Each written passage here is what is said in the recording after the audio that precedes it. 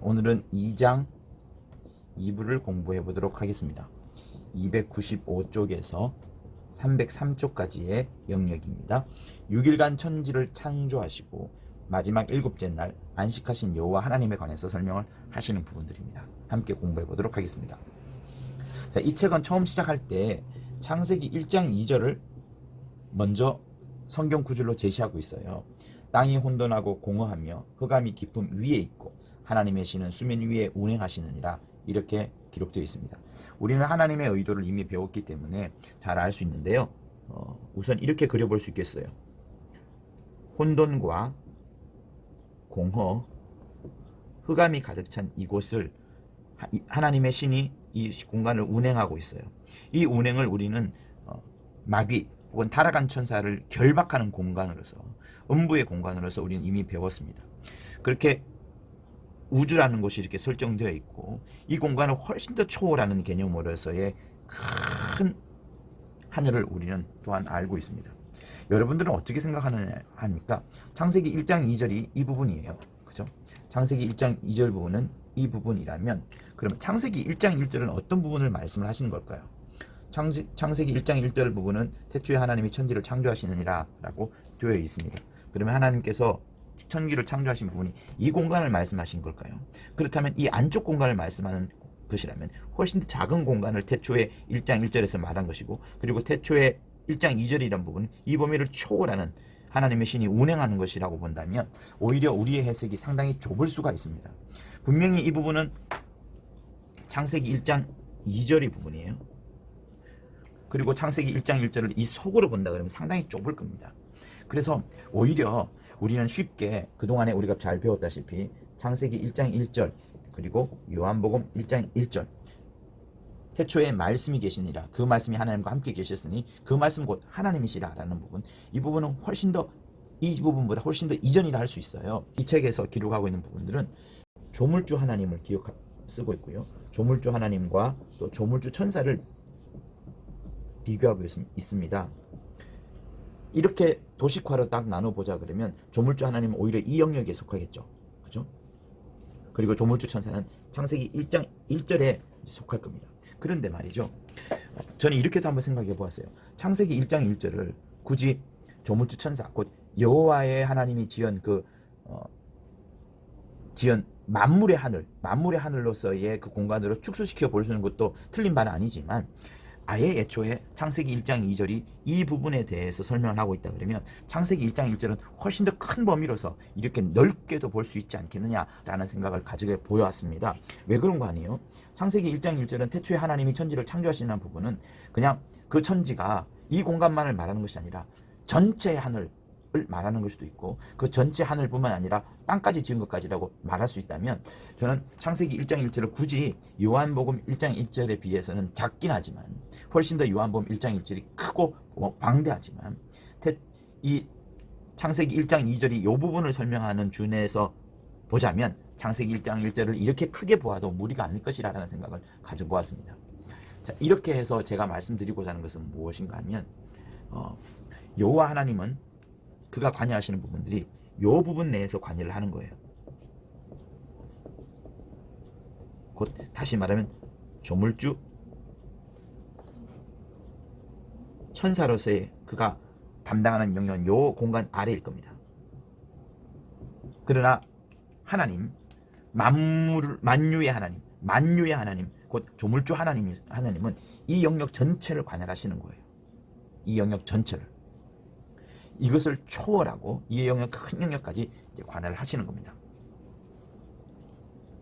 이 공간이 작지 않아요. 그러나 이 공간이 작지 않지만 여호와 하나님은 누구를 다스리고 누구의 하나님이 되셨냐면 이스라엘의 하나님이 되셨을 뿐입니다.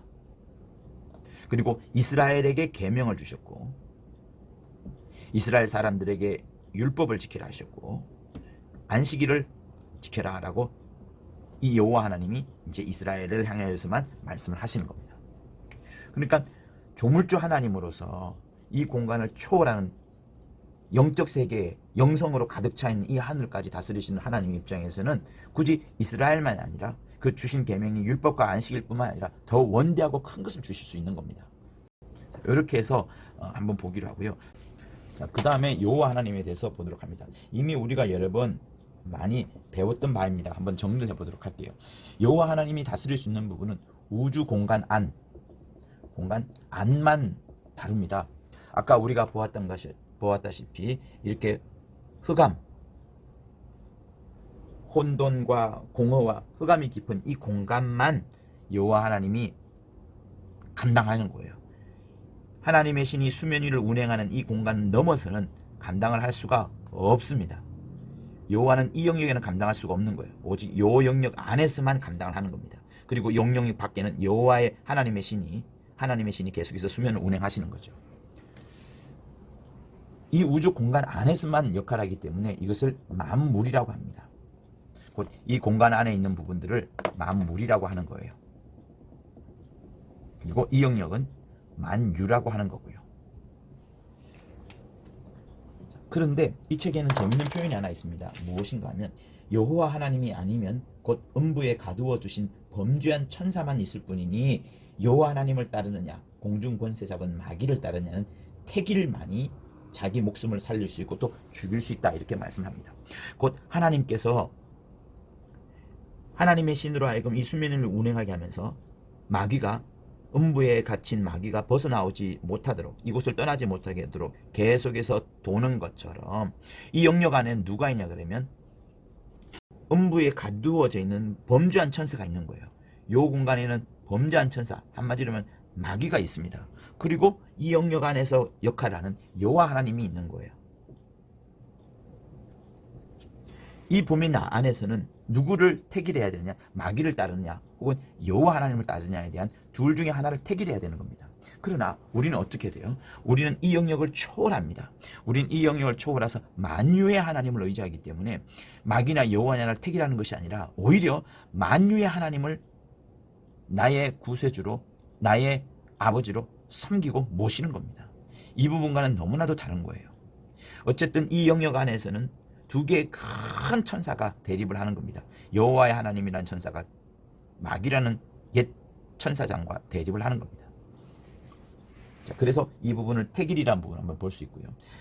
자, 여호와 하나님을 향하여서 결코 아들이라 부른 적도 없고요. 또 아버지라 부른 적도 없습니다. 여러분들이 구약을 잘 살펴보면 아시겠지만 구약에 읽었던 내용들을 한번 떠올려보면 아시겠지만 여호와를 향하여 또 여호와께서 아들, 아버지 이런 용어를 쓰신 적이 없습니다. 그리고 너는 내 아들이다 뭐 이런 말 말씀한 적도 없고요. 또 아버지란 이름을 부르라 라고 말하는 그런 이름을 부르는 것도 없었습니다. 오직 여호와는 스스로 홀로 있는 자로서만 역할을 감당하는 거예요. 그러나 여호와의 하나님에게 언제까지 권한이 있느냐 하면 말씀 곧 하나님의 아들이죠. 이 아들이 겸업을 하시는 동안 말씀이 겸업하는 동안만 그 권한을 여호와의 천사에게 위임을 한 겁니다. 그 위임 받은 자로서 여호와의 하나님이 역사하는 거예요. 여호와 하나님은 결코 만물에게만 영향을 미치기 때문에 영에 대해서는 알지 못합니다. 영적 가치에 대해서도 전해줄 수가 없습니다. 오직 육체의 현실적인